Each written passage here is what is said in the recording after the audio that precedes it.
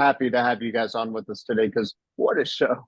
This one is so much fun to watch, and the music, of course, is amazing in it. And I thought, you know, this this must be one of the most fun ones to work on because you kind of have an open slate and a good amount of time, to do it, right? Yeah, a lot of fun. I mean, anything of this when you're working in period, it's fun to have kind of some parameters, but there's also stuff that was out of it that was, so it was a lot of fun, I have to say. Mhm. Yeah, definitely. Yeah, absolutely. And of course, what people don't realize is you sometimes get the shows in a different shape, or you get them in different areas of production where they are. So, did you get to see any full shows first, or was this just ideas or script, or where was it at that point? I came on really early. I came on almost 2 years ago. I was in London with COVID in a hotel room, and I spoke to Tate and John, and then they just gave me the basic thing. They said they were getting ready to go, and then kind of started probably about probably 2 years ago. May was the first thing we did was this when they explained that that Ricky Martin was going to be a trumpet player. Yeah. So we had to find and had a piece of music they wanted to do. So that's kind of when it first started. We started before actual production because there's a lot of on camera stuff that needed to be kind of at least thought about before we started shooting. Mhm. Yeah, and then of course you get into it, and it must be fun because you're watching it kind of, in the way that we are. You're seeing it unfold, and you had to be excited to kind of, see what everybody else is going to make of this, right? Sure. I mean, it wasn't much of a surprise because we have the scripts and I'm on Yeah. set watching them shooting and all that, but it's still a surprise the way they pulled together. I have to say, it still winds up being very, like, whoa, stand back and look at it. Yeah. And how much fun was that set? That looked like a cool one to be on, right? That was great. I mean, I think between the costumes and the music and the makeup and the hair and makeup, I thought it was everybody did a really great job at bringing the period out. And the set was, it was still a little weird because it was 2 years ago, so we were still more COVID-y. That part was boring, but but it was a lot of fun to be on, like especially at the big kind of Palm Royale scenes and have all these extras and these lovely evening gowns and it was a lot of fun. Yeah. And Ian, do you have a good time over there as well? I was not on set. I'm Oh, holding it Ian, down the New York guy. on the Ian East yeah. Coast. So I was just chasing up these songs to make sure that we could use them on set. Mhm. So I was at the party. Ian was working the party. I Unfortunately, was working. I got the better. I had the better time. Because I was like, oh, martini, yeah. Yeah. And then I call Ian at night. Hey, we just shot this thing. Are we gonna be okay? Can you make sure that we could, like, so poor Ian, right? He really. Exactly. So yeah. And Ian I was involved a lot in the editing. Because they posted in New York, so Ian was a lot in the editing I room. was more post-production Yeah. heavy, probably, I guess you could say. Yeah. Yeah. Well, somebody had to do the hard work and be there with the martinis and all that, right? Oh, that was Yeah. Ian did the hard work. And then Yeah. Ian, what was great having Ian in New York is that that they were posting in New York. So as the edit as the as the cuts were getting more fine cuts, and he can go in there and work if there's anything that they're like, hey, we want to put this to bed. Can you come in and look at something? I'd see something on Pix or something, and then we discuss it. He'd go in, and Ian really worked a lot with Jeff, our composer, who was fantastic, and they were great. Mhm. Absolutely. And of course, people think that music supervisor would be the most fun job in the world, and they might be right, but certainly harder than it seems. So what advice would you give to somebody that wants to follow down your path and do what it is that you do and do so well? Well, I don't know. I mean, we have Ian and we have different things. I came in from being a record maker, and I have a weird kind of it's not like people ask me for advice, and it's like I can't. I came into it so sideways in a weird way. It became just. But I'll let Ian speak in a second. But I think the best advice if you're young, is to find people who are making films or TV or shorts, and just find your group of merry men and or women, and start being that someone who can lean on. Like a good example is Ludwig Göransson, who's now won 2 Academy Awards for his composing. His Yeah. his friend in college was Ryan Coogler, and they became a team early on. So if you're in college, or if you're just, I would say, find people making stuff and offer to help, and do your best, to do that. And the other thing I always say in my nickel speech is that now that the bar is lower, I don't mean that in a negative way, but the bar for entry. If you have an iPhone, no one's stopping you from going out and making shorts, material, whatever it is, and then you can work from there. Yeah, absolutely. Ian, Well, how would you say it? How did you get involved, Ian? yeah. I mean, I got involved. I was always just, I was very interested in music. I played in groups in high school and college, and I didn't really know how exactly I wanted to be involved, but I knew that I wanted to be involved somehow. And yeah, I mean, I was one of those people who was like, once I figured out what music supervision was, I was like, okay, I think that could be the space. Like that feels like it marries sort of what I'm interested with together. And I just saw people out. I looked at who had credits on the projects that were coming out. This is 10 or 11 years ago, but who was working on the projects that I thought were really great, and that I felt like I understood on a certain level. Mhm. And I just reached out to those people, and then started working with George and other folks, and that's how I got involved. Yeah. I love it. Well, George, you may have different advice for the artists too, because you produce some of our favorite music that has been the soundtrack to our lives. I'm sorry, is that a question, or just like Oh yeah, yeah. or Well, you just sucking yeah. I up to guess. me? Because I don't mind that either. If you just suck it up to me. No, of course. I mean, what do you tell those bands? Because you've worked with the best of them. Oh, I think same thing now. I think the landscape's different now. Like I said, you don't need permission anymore. I think it's just, the good thing is you can directly, whatever it is, communicate or try to be with your audience. So it's like, 2 things, that, and if you're good, someone will recognize it. Yeah, absolutely. Well, you'll like this. So my co-host Drew Pearson was one of our great Dallas Cowboys. Went into the Hall of Fame, caught the Hail Mary, and so we love to ask people their Hail Mary moment, which is a moment in your life or career where you just had to go for it and it worked out for you. What do you suppose that was for each of you?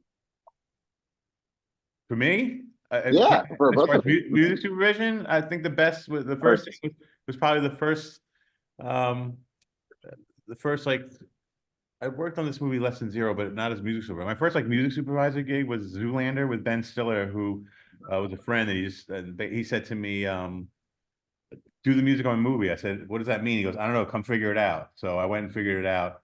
But it was we had the walk off between Derek, Zoolander, and Hansel. And then I was working with the music editor, and I just like, oh, all right, so what do we do? I'm like, all right, let's just find some songs. So I put up this Beat It by Michael Jackson. It was just, we were rolling in the aisles, showed it to Ben. He was laughing. He said, "This is the greatest." I was like, this job's a breeze. I'm gonna kill this. This is like this. The other thing is, it's not really. I don't really think of music supervision as a job, because, like as I said, I came from record making, and most of the stuff I do are people who wind up being my friends, and we go on these adventures more than like we work. It's like and we're always constantly doing stuff. But and then so when that happened, and then I got yelled at by the studio because they wanted to know how much it was going to cost. I said, "Have no idea." They said, "Well, it's going to be expensive." I said, "Is it funny?" Like, yeah, that's beside the point. I said, and then they said, "Well," I said, "Well, it's gonna be a problem." I said, "Well, if it's a problem, I'll go tell Ben. Or do you want to tell Ben?" They're like, "No, no, we'll figure it out." And then I kind of realized, that it's good to work with great people. You know what I'm saying? Like, if no one was wanted it, and I don't mean this when you write this, please write it more intelligently than I'm saying it. But how no one was going to go to Ben. Well, you can't have, that's, it was like, we're going to figure it out. So that's basically what we did. We figured it out, and how much, I don't remember how much it was or whether it was outrageous or whatever, but it was like, at that point I realized and again, this is maybe a bad thing. I work for the director or in this case, Abe, who was like, was mostly the showrunner, brain force, whoever that person is, that's your guy, you know what I mean? And then you fight, you'll take on the fights as they come. And it's boring. It's mostly about money. There are many creative fights between the people writing the checks and it's like you support them in that way. It's like, we're going to figure this out, that was a long-winded, boring thing, but just No, that's great. please make it sound exciting. Yes. And Ian, what would you say your Hail Mary Mary? I mean, yeah, I think every big step has been kind of trial by fire. I mean, the first movie I ever worked on was with George 10 years ago. It was top 5, and I didn't know, I was just jumping into it and figuring it out as I went. And I feel like every bigger step, whether that means taking on more and more responsibility, you have to, you learn on the fly and you jump into it. And that, I feel like that's how you learn the most. Well, and it's certainly not an easy business, but I know that you both come with a lot of wisdom, and we talk about the success mindset on the show. Is there something that you tell yourself that you keep in mind that keeps you on the right path even when things are tough? Say that again? Is there something that you keep in mind that keeps you on the right path even when things are tough? Yeah, like I said, I think like I said, like if it's Ben, whoever it is, or it's Abe, it's like, this guy, this is my guy, you know what I mean? And if this is what he wants, I'm going to get it. That's what keeps you on track, I think. If you believe in the people, it's going to sound weird, but they have an old expression of fish stinks from the head. So it's like, things are operating from the head down.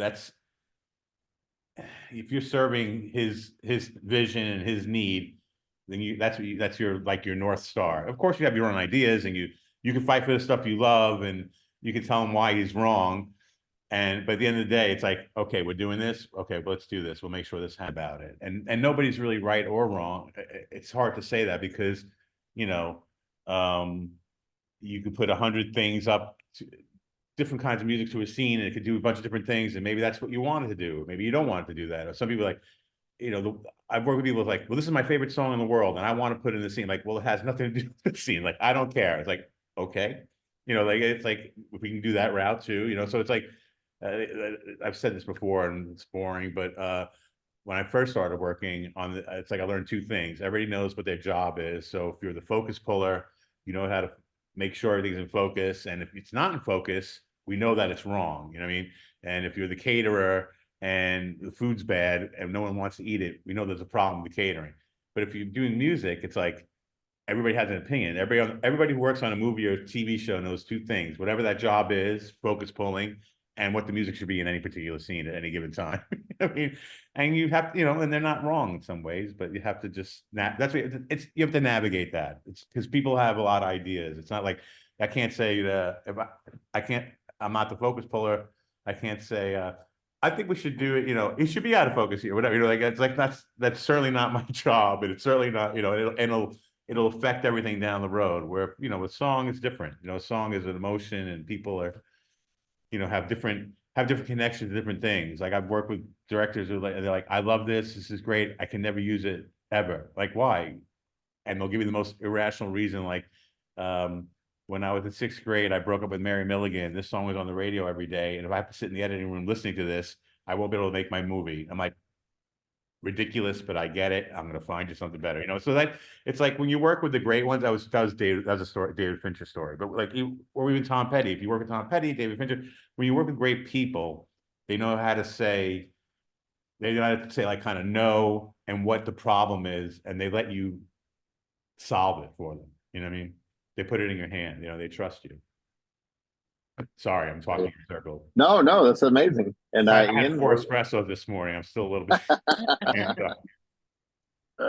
Yeah, I mean, I totally agree. When you're it's for TV, it's the showrunner. For movies, it's the director whose vision you're supporting. And yeah, you kind of I find those moments when you go to bat for them to be really fulfilling. And it's like, if something's on the fence and it's up to you to help get it over the finish line, that is a great moment when it's like you can really go like personally deep into like, this is how this moves me, this is how this is moving the director, and that to me is this great kind of like full circle moment where it's like you get to go into the passion of the scene and the music. And i I love that part of the job. It's amazing. Well, after this, I can't wait to hear what both of you are working on next. What do you have coming up next for us? Ian? What am I mean, I've been in advertising world lately. There's one project that's really exciting. I can't talk about it yet though. I don't know, George, you've got something. I'm working on a new Noah Baumbach movie. That's really exciting. It's a lot of fun. Couple TV shows. A Pete Berg show takes place in the Old West. The second season of Severance, which is great, which is out there and great. And then a couple other movies, things happening. Working a lot on my personality and my back problems. I love it.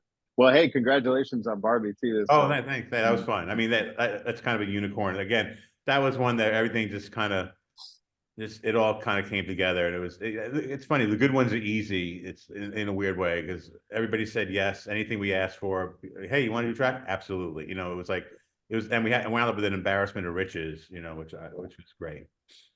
I love that. Well, we're so excited for everybody to check out the show if they haven't already. We're going to tell them to do it. But thank you for providing great music for us for years and then years to come. So we'll look forward to talking to both of you again soon.